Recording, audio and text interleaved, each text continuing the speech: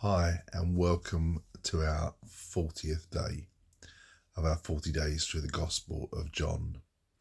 It's also Easter Saturday, the day between Good Friday and the Resurrection Sunday. And I'm in John chapter 19, 38 to the end of the chapter. This lines up exactly with where we are in the church calendar, this period between Jesus' death and his resurrection. And in this little passage here between verse 38 to 42, two characters enter the story. One is a chap we've not heard of before, Joseph of Arimathea. It says that Joseph was a disciple of Jesus, but secretly he feared the Jewish leaders. He was quiet about his faith and secret about that because he feared the power that the Jewish leaders had. The other character we read in this is Nicodemus. Nicodemus, who we met back in John chapter 3, where he's asking Jesus about being born again.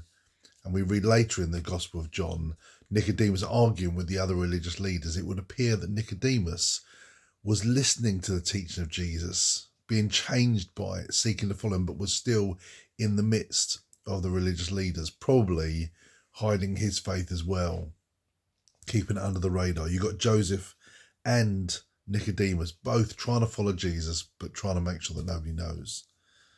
And who knows why, at this point, after Jesus' death, they decide something's got to be done. They take Jesus' body, wrap his body, and cover it in spices, which was the custom.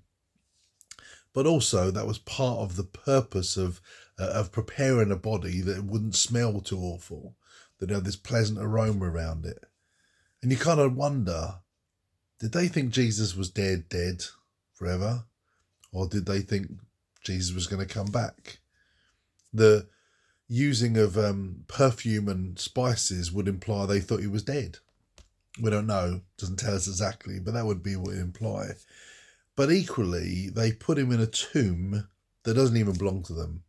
It says that near where Jesus was crucified, there was a garden. In the garden, a new tomb which no one had ever been laid. You almost get this impression, it's like, we've got to put Jesus somewhere. Look, here's an empty tomb. No one's ever used it before. Let's use it. And that kind of begs the question, maybe they thought they were only borrowing. Maybe they were only borrowing the grave. Maybe because they intended to move Jesus, or maybe they were borrowing it because Jesus wasn't going to stay there for long. You get all these questions I find when I read this passage. Why was Joseph and why was Nicodemus keeping it secret, but then they want to go and take Jesus' body? Why were they preparing his body, but also borrowing someone else's tomb? And I think it speaks to the questions that you have between the death and the resurrection. Jesus had said he was going to rise from the dead.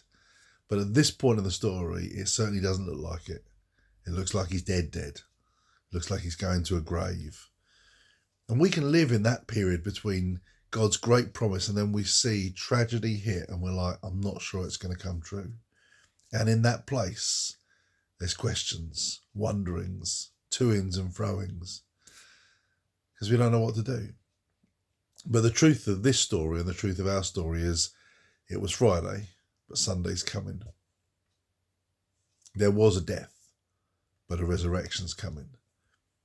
And if you are in that place, in between, wondering, is this forever? Or are things going to change? Sunday's coming. Have a great Saturday. Have a great Easter. And thank you for being on this journey of 40 days through the Gospel of John.